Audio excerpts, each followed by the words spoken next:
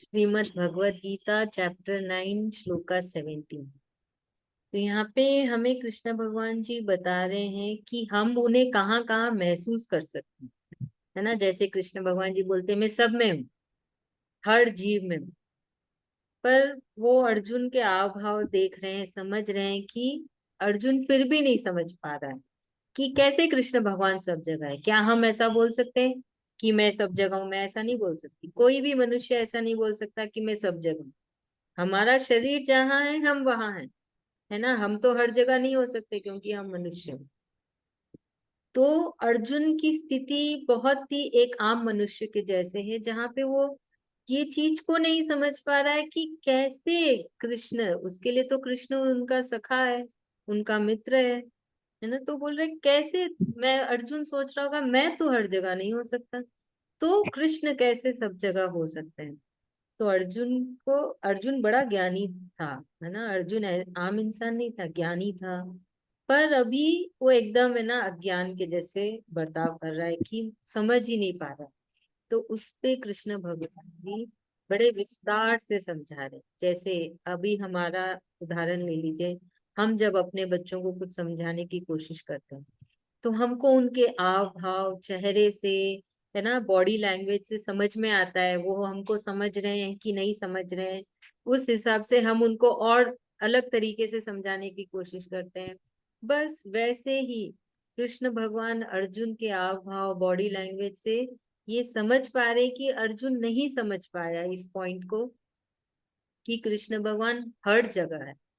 कहाँ कहाँ हम कृष्ण भगवान को महसूस कर सकते हैं, कैसे वो भगवान के भगवान है, कैसे वो ही, है ना, इस ब्रह्मांड को बनाए हैं। तो इसलिए इस टॉपिक के ऊपर वो बहुत ज्यादा विस्तार से डिटेल में समझा रहे और यहाँ कह रहे हैं कि मैं ही माता हूँ, मैं ही पिता हूँ, मैं ही, है ना, हमारे बोलते हैं ना दादा दादी या परदादा दादी, मैं ही हूँ। तो मैं यहाँ पे कृष्ण भगवान है और बोलते हैं कि मैं ही इस ब्रह्मांड का, इस सृष्टि का रक्षक हूँ। मैं ही इसको है ना, इसकी रक्षा कर रहा हूँ। और बोल रहे हैं कृष्ण भगवान यहाँ पे कि जो हमारा ओम है, जिसको हम बहुत पवित्र, बहुत शुद्ध, बहुत दिव्य मानते हैं, ओम शब्द को, तो कृष्ण भगवान जी बोल रहे हैं कि वो भी मैं ही हूँ। तो जब भी आप ओम का उच्चारण करेंगे तो आपको समझ में आना चाहिए कि वो कृष्ण खुद है। तो अगर आप देखेंगे ओम नमः शिवाय, ओम शक्ति, हम आरती भी चालू करते हैं ओम जय जगदीश हरे, तो ओम सब, हर प्राय हर, है ना, दिव्य चीज में जो हमारे भगवान के नाम है उनके आगे लगता है। पर इसके पहले हमको नहीं पता था ओम क्या है, हमको लगता था ये दिव्य अक्षर है, बहुत शुद्ध है, इसमें बहुत दिव्य शक्ति है। यहाँ पे कृष्ण भगवान जी बोल रहे हैं कि वो ओम, जो कि बहुत ही शुद्ध, दिव्य, जिसमें कोई मिलावट नहीं है, वो कृष्ण खुद। तो यहाँ पे कृष्ण भगवान जी बोल रहे हैं कि मैं ही लक्ष्य हूँ। क्या चीज का लक्ष्य? जो आप वेदास पढ़ते हैं, ग्रंथ पढ़ते हैं, उपनिषद पढ़ते हैं, दूसरे, है ना, हमारे पूजा पाठ की किताबें पढ़ते हैं, तो वो पढ़ने का एक लक्ष्य होता है ना। तो बोले वो लक्ष्य भी मैं ही हूँ, वो ज्ञान भी मैं ही हूँ। तो ऐसे कृष्ण भगवान जी हर जगह। तो यहाँ भगवान जी क्यों कह रहे हैं कि माता भी मैं हूँ? माता क्या करती है, एक माँ क्या करती है? एक नए जीव को जन्म लेती देती है, फिर उसका ध्यान रखती है ना। और एक पिता क्या करता है, एक घर को चलाता है कि नहीं, अपने पूरे परिवार का ध्यान रखता है, हर चीजों का ध्यान रखता है। और वो क्या करते हैं, वो उन सामान को लाने का साधन करते हैं ना, वो कमाते हैं और आमदनी होती है, फिर हम उसको खरीदते हैं और माँ उस घर को संभाल के रखती है, पूरे परिवार को संभाल के रखती है। तो ऐसे कृष्ण भगवान जी कह रहे हैं कि माता भी वो है, पिता भी वो है, और हमारे दादा दादी वो कैसे वो हैं, जैसे कि, जैसे वही है जिनके जरिए सब कुछ यहाँ पे आया है ना। तो कृष्ण भगवान जी कह रहे सब कुछ वही है, हर रिश्ते में, हर नाते में, सब जगह कृष्ण ही कृष्ण है। तभी ये सारी सृष्टि संसार चल रहा है बड़े आराम से, नहीं तो सब गड़बड़ हो जाएगा, है ना। तो आप याद रखिएगा, कुछ भी किताब खोल के पढ़ते हैं उसमें भी कृष्ण समाये हैं, है ना। जो आपके माता पिता है उसमें भी कृष्ण समाये हैं, और जब हम ओम का उच्चारण करते हैं तो उसमें भी कृष्ण ही है। तो सब जगह कृष्ण कृष्ण कृष्ण भगवान जी ही है। चलिए रंजिता भाभी आप समझाएंगे।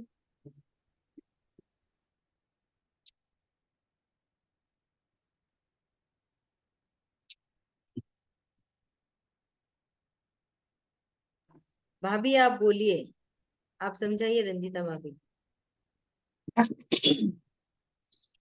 इसमें इस श्लोक में भगवान जी अर्जुन को वही समझा रहे हैं कि सब जगह सब चीज में कृष्ण ही, मैं ही हूँ, कृष्ण ही है। जैसे हमारे माता पिता दादा परदादा, सब जगह सब चीज सब कृष्ण ही है। तो वही चीज समझा रहे हैं। हम जैसे ओम में ओम का उच्चारण करते हैं, हर कोई भी भगवान का नाम लेते हैं, कहीं पे भी ओम को हम लोग एक शुद्ध अक्षर समझते हैं। तो वो ओम में भी कृष्ण भगवान जी का ही कृष्ण भगवान जी हैं। तो जैसे अर्जुन ये चीज समझ नहीं पा रहे हैं कि हर जगह कैसे कृष्ण हो सकते हैं। आज मैं तो हर जगह हूं नहीं, तो उनका मन में यही क्वेश्चन आ रहा है बार बार में। तो ये मेरे सखा है कृष्ण भगवान, ये कैसे सब जगह हो सकते हैं। तो उनको कृष्ण भगवान जी वही समझाने का बार बार कोशिश कर रहे हैं कि हर जगह हर चीज में एक कोई भी धर्म ग्रंथ हम लोग खोलते हैं, कोई भी किताब पढ़ते हैं, तो उसमें भी कृष्ण है। कोई पाठ करते हैं तो वो भी मतलब हमारा जो करने का शक्ति है वो भी कृष्ण है, और जो किताब में जो किए हैं वो भी कृष्ण ही है। तो वही चीज वो बार बार समझा रहे हैं। थैंक यू भाभी। अभी श्लोका 18 में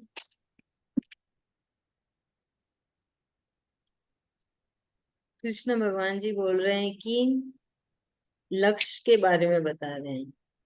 तो यहाँ पे कृष्ण भगवान जी, अगर हम देखें गीता में, तो कृष्ण भगवान जी लक्ष्य के बारे में काफी बताते हैं, है ना, कि हमारे जीवन में एक लक्ष्य होना चाहिए। तो हमको ये भी सीखना चाहिए कि हमारे जीवन में ना एक लक्ष्य होना चाहिए, जीवन बस ऐसे ही नहीं चलता। सुधा भाभी कैसे हैं? जय श्री कृष्णा। भाई भैया कैसे हैं?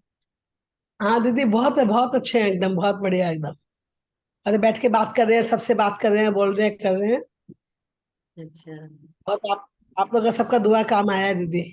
हाँ, कृष्ण भगवान जी ने अपना चमत्कार दिखा दिया, सुन ली मौसी जी हमारी भी बोले। विनती। बहुत बड़ा चमत्कार। हाँ, मौसी जी भी। आपका म्यूट हो गया दीदी। हाँ हाँ, आप बोलिए। मेरा मौसी जी का भी। डिस्टर्ब नहीं करे इसलिए मैं म्यूट कर दी। हाँ, मौसी जी का फोन आया था तो मौसी जी बोले वो 3 बजे वाले क्लास में जाते, आप 3 बजे वाले क्लास में जाते हैं।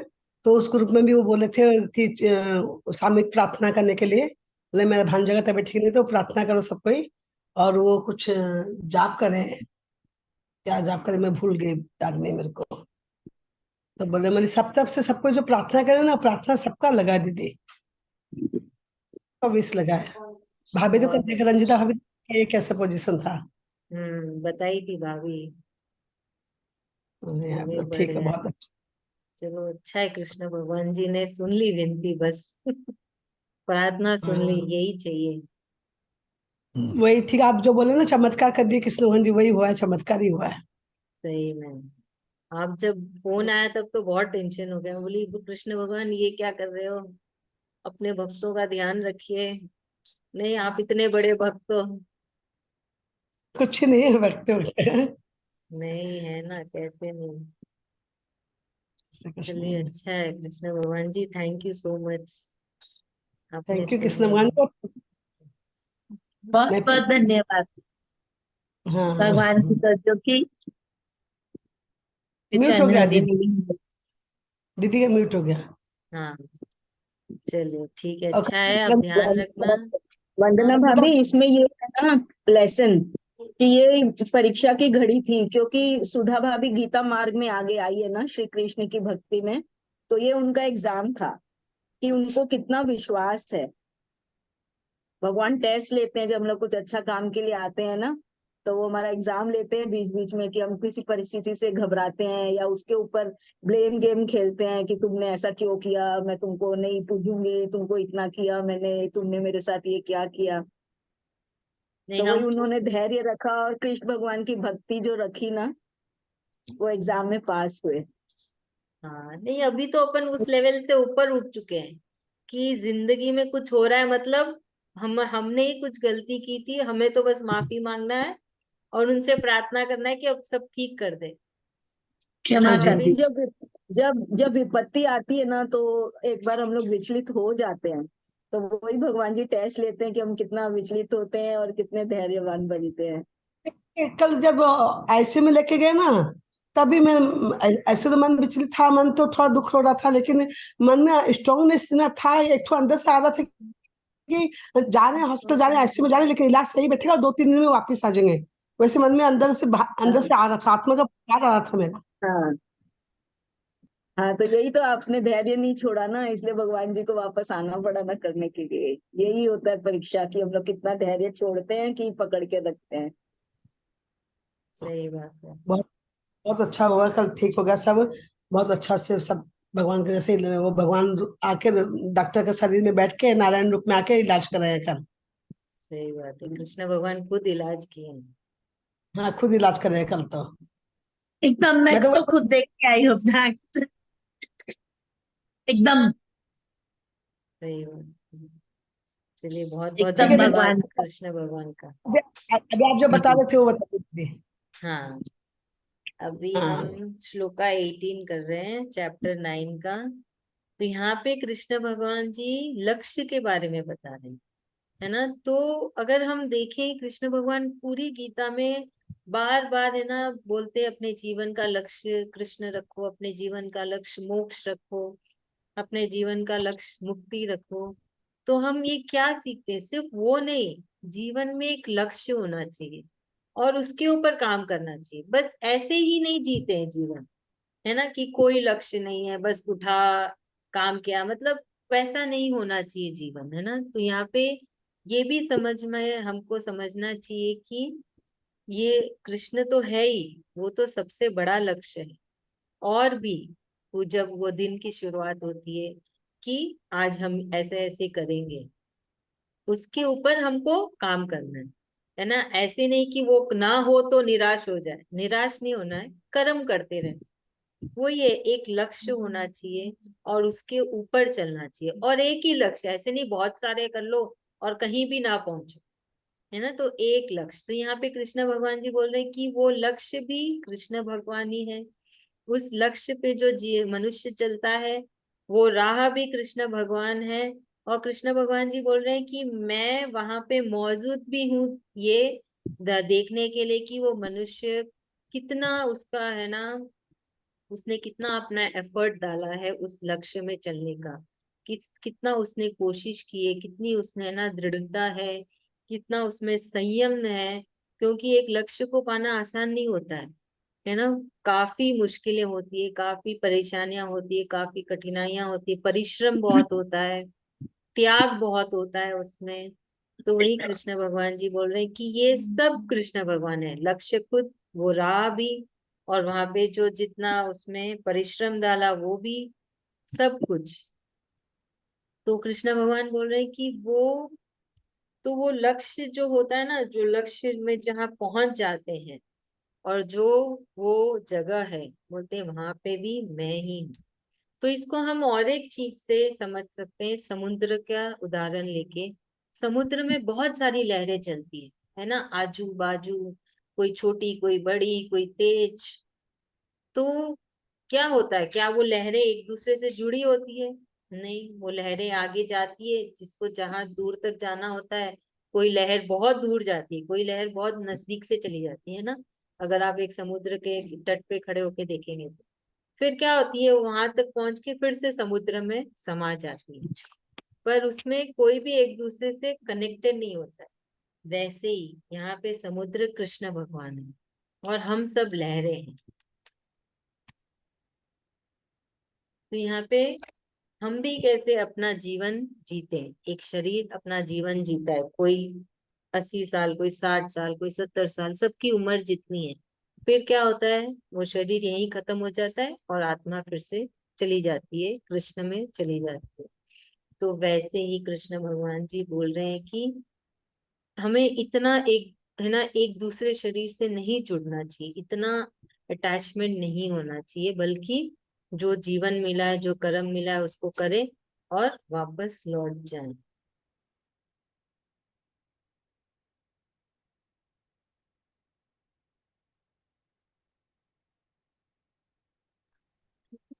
तो है ना, वही कृष्ण भगवान जी बहुत ही, है ना, अच्छे उदाहरण से कि हमारा जीवन का जो भी लक्ष्य होता है वो कृष्ण है ना। और जैसे एक रोज का, है ना, एक लक्ष्य होता है। फिर एक बच्चा ले लो, एक स्टूडेंट का क्या लक्ष्य होता है, मैं पढ़ूंगा, एग्जाम्स होंगे, एग्जाम्स में अच्छे से परफॉर्म करूंगा।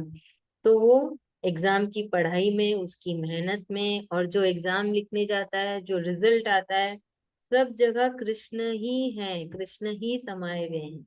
तो ऐसे सोच के हमको, है ना, अपना जीवन बिताना है, जीना है कि सब जगह कृष्ण है। जो हम भक्ति कर रहे हैं उसमें भी कृष्ण ही है। हम जो भक्ति कर पा रहे हैं, जो शक्ति है, वो भी कृष्ण है।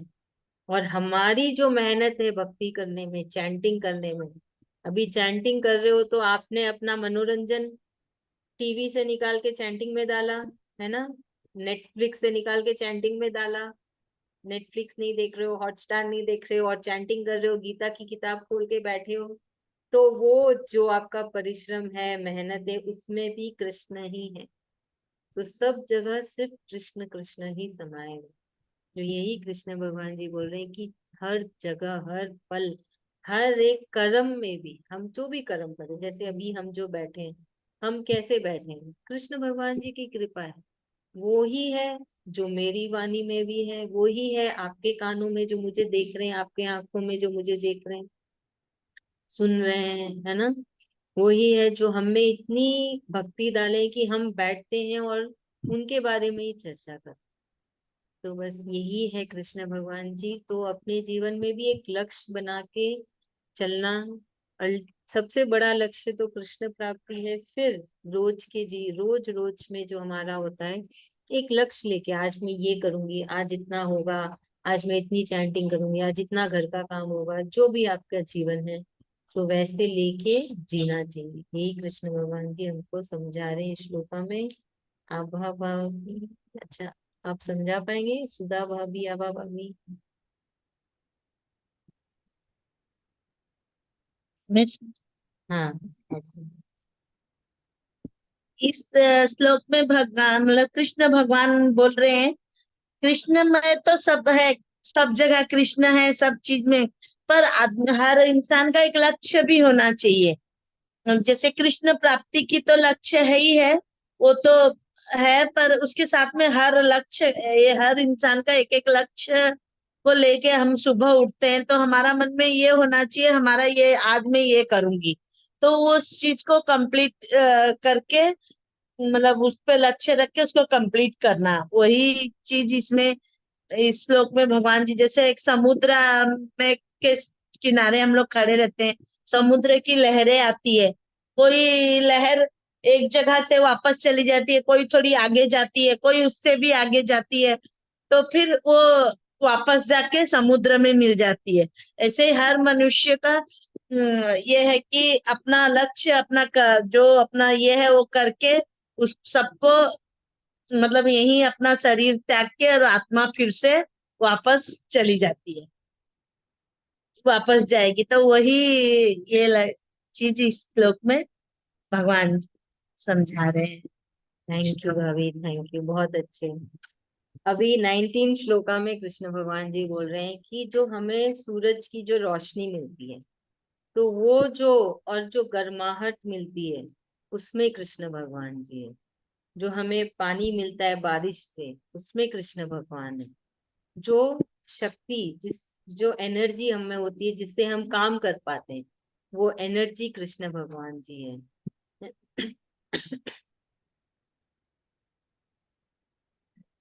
जो हम में एक होता है ना कि हम किसी को देते हैं कुछ निस्वार्थ, मतलब ऐसा नहीं कि हमको कुछ चाहिए बदले में, बोलते वो जो भाव है, वो जो तुम दे रहे हो, उसमें भी कृष्ण भगवान ही समाये हुए हैं। जो अमृत है उसमें भी कृष्ण है। तो अमृत क्या है? अमृत ऐसा नहीं कि हमको कोई अमृत का लोटा लाके देगा। अमृत वो है जो सुकून, जो मन की शांति, जो एक खुशी, जैसे अब चैंटिंग करके, क्लास करके हम लोग को बहुत खुशी मिलती है ना, तो वो ही अमृत है, जहाँ पे हम सांसारिक चीजों का कोई लेन देन नहीं कर रहे हैं, बस कृष्ण भगवान के बारे में बात करते, चर्चा करते, चैंटिंग करते हैं, और उसमें भी बड़ा आनंद आता है। तो वो ही अमृत होता है, जहाँ पे सांसारिक चीजें नहीं जुड़ी है और आप खुश हो, आपको बहुत सुकून मिल रहा है, आनंद आ रहा है, तो वो होता है अमृत। तो यहाँ पे भगवान जी बोल रहे हैं कि मृत्यु भी मैं ही हूँ। जो मृत्यु है वो भी वही है, उनकी शक्ति से ही एक शरीर की मृत्यु होती है। और जो इस संसार में चल रहा है, जो हम देखते हैं सांसारिक शरीर, बोलते हैं वो भी मैं ही हूँ। और जो नहीं दिख रहा है, क्या नहीं दिखता है? हवा नहीं दिखती है हमको, है ना, हम हवा को महसूस कर सकते पर वो दिखती नहीं। तो वैसे वो भी कृष्ण ही है। तो अब आप समझ पा रहे हैं कि कैसे कृष्ण भगवान जी हर जगह है ना, वो हर जगह है, क्योंकि वो ईश्वर है, भगवान है, और उन्होंने ही सब कुछ बनाया। तो क्या कृष्ण भगवान जी इन सबको लेके बहुत ही वो होते कि ये मेरा है, मैं किसी को नहीं दूंगा, ये मेरा है? ऐसा नहीं है ना कृष्ण भगवान जी का कि मेरा है। उन्होंने बनाया है, सबका ध्यान रख रहे हैं, देख रहे हैं कि सब कुछ अच्छे से चल रहा है ना, पर उनका कहीं पे भी लगाव नहीं है, जैसा हमारा लगाव होता है ना, मेरा परिवार है, मेरे घर है, मेरा बच्चा है, मेरी चीजें हैं। मनुष्य का ऐसा है, पर कृष्ण भगवान जी में नहीं, उनके लिए सब कुछ समान है। उनका है, उनका, उनकी जिम्मेदारी है ध्यान रखना, वो कर रहे हैं, और उनके लिए ये सब कुछ समान है। तो वही कृष्ण भगवान जी समझाने की कोशिश कर रहे हैं कि हमें भी ऐसी भाव है कि सिर्फ मेरा मेरा नहीं करके ये पूरी सृष्टि कृष्ण भगवान के, हमारा ध्यान कर्तव्य, हम सब चीज का ध्यान रखें, है ना। तो वो कृष्ण भगवान जी इसमें बहुत सारी चीजें समझा रहे। एक तो वो सब जगह है, उनके ही शक्ति से सब कुछ हो रहा है, और उनका कहीं भी इतना लगाव नहीं है कि उनको सिर्फ सूरज पसंद है, बारिश नहीं पसंद है ना, ऐसा नहीं है उनके अंदर कि ये पसंद है, ये नहीं पसंद है, वो सब नहीं है। सब कुछ मैंने बनाया, सबका मैं ध्यान रख रहा हूँ, और सब कुछ अपने हिसाब से चल रही, नियम से चल रहे हैं। तो यही कृष्ण भगवान जी हमको समझा रहे हैं कि हमें भी ऐसा भाव हो, है ना, हमें ऐसा मैं वाला चीज नहीं होना चाहिए, मैं वाला अहंकार नहीं होना चाहिए। यहाँ पे देखिए, भगवान ने धूप और बारिश, इन दोनों का उदाहरण क्यों दिया? दोनों ऑपोजिट्स है, वो है ना, धूप गर्मी और बारिश पानी, जो ठंडक। तो यहाँ पे कृष्ण भगवान बैलेंसिंग सिखा रहे कि ऑपोजिट, कभी सुख तो कभी दुख। अगर सिर्फ सूरज भगवान आएंगे तो क्या होगा? पूरा धरती सूख जाएगा। और सिर्फ बारिश आएगी तो क्या होगा? इतनी धरती गीली हो जाएगी कि और जिनावर हो जाएंगे, बीमारियां हो जाएगी। तो इसलिए यहाँ पे भगवान समझा रहे हैं, जीवन में सब कुछ जरूरी है, धूप छांव सुख दुख दोनों आएगा जाएगा, हमको संयम बनाए रखना है ना, हमको विचलित नहीं होना है। और यहाँ पे देखिए कृष्ण भगवान जी ने अमृत भी बोला और मृत्यु भी बोली। अमृत क्या है? हमने सुना है ना, अमृत पीने से अमर हो जाएंगे, मरेंगे ही नहीं। तो अगर सिर्फ लोग अमृत पी पी के जिंदा रहे, तो धरती पे पांव रखने की भी जगह नहीं होगी, और सिर्फ मृत्यु होती रही तो धरती में लोग भी नहीं रहेंगे। तो देखिए कृष्ण भगवान कितने कितने अच्छे से हमको समझाए कि जीवन में सब कुछ जरूरी है, सबका बैलेंस होना जरूरी है ना। तो यहाँ पे यही कृष्ण भगवान जी हमको समझाने की कोशिश। तो हमने इन दो लाइन में कितनी सारी चीजें सीखी, कितनी सारी चीजें समझी। चलिए रंजिता भाभी आप सुन रहे हैं? इस श्लोक में भगवान ने समझाया है, जैसे सूर्य की तप में भी मैं हूँ, तो वर्षा में भी मैं हूँ। हर डिफरेंट चीज, हर चीज में वो उनका है बोल, वो है बोल के वो समझाए। जैसे सुख दुख दोनों ही संसार में है।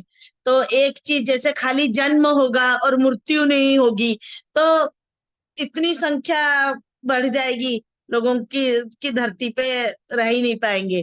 तो खाली मृत्यु होगी तो कोई वैसे बचेंगे ही नहीं संसार में।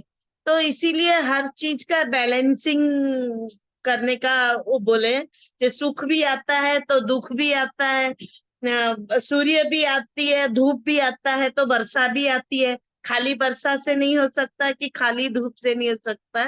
तो सब चीज मतलब बैलेंसिंग करके जैसे चलते हैं, मतलब दे कर रखे हैं भगवान संसार में, वैसे ही हम लोग को भगवान बैलेंसिंग करने के लिए इसमें समझाए। मतलब भेदभाव नहीं करो, हर सुख से भी रहो और मतलब दुख को भी वैसे ही अपनाओ।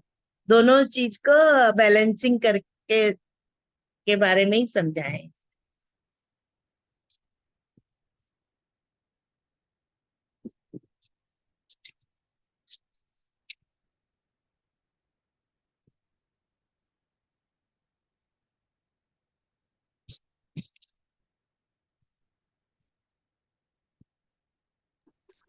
हाँ, पिता हमप्स्य।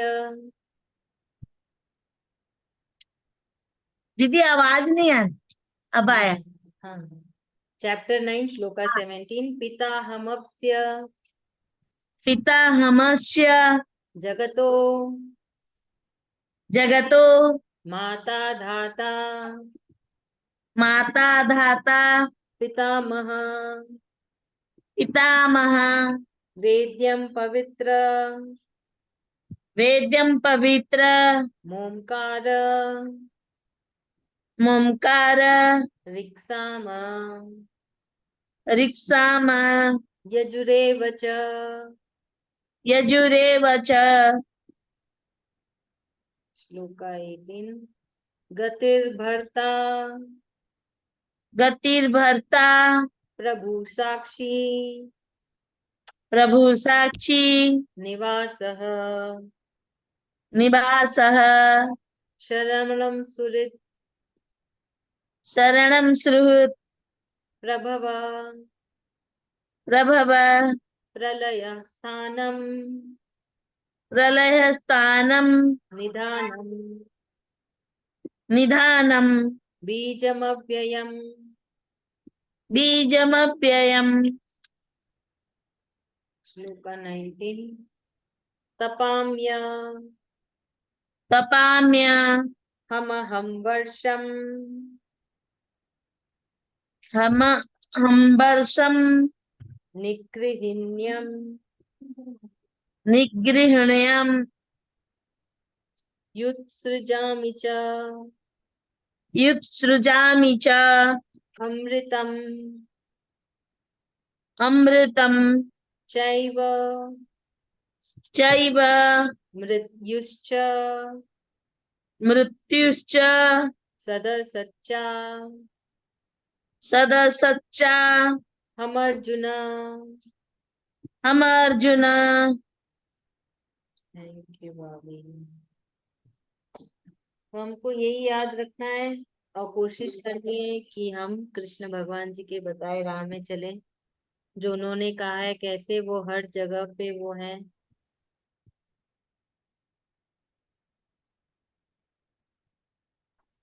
ना, कैसे हम हर जगह उनको महसूस कर सकते हैं और कैसे सब कुछ उनकी ही शक्ति से है ना। कोई कोई बोलते हैं ना कि नहीं मैंने किया, मेरे वजह से हुआ। हम कुछ भी नहीं, कृपा होने से ही कोई मनुष्य कुछ कर सकता है। तो सब में शक्ति भगवान देते हैं। अब वो मनुष्य उस शक्ति को सदुपयोग करता है कि दुरुपयोग करता है, वो उस शरीर के ऊपर है ना। भगवान ने सबको शक्ति दी, कोई कोई दुरुपयोग करते हैं और गलत काम करते हैं, कोई कोई सदुपयोग करते हैं और सही काम करते हैं।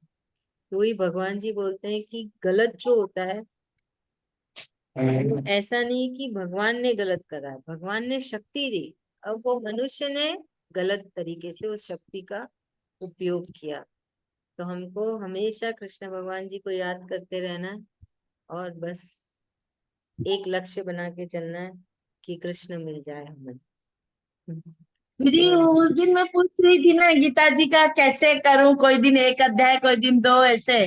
तो अब मैंने वो नियम कर लिया, मंगलवार को मतलब ट्यूसडे को स्टार्ट करती हूँ, 2 1 3 ऐसे कर करके वेडनेसडे तक पूरा पूरा 18 अध्याय खत्म करती हूँ, फिर ट्यूसडे से फिर से शुरू करती हूँ।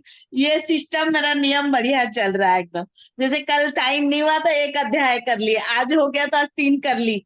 ऐसे जैसे जो सुविधा होता है पूरा, मतलब अब मेरे को मंगलवार तक ये पूरा गीता जी खत्म करना है, मतलब वेडनेसडे तक, मंगलवार से फिर से शुरू करना है। ये बहुत नियम बहुत कर ली तो अब हो जा रहा है। बहुत अच्छे हैं। आप सब कितने अच्छे हैं।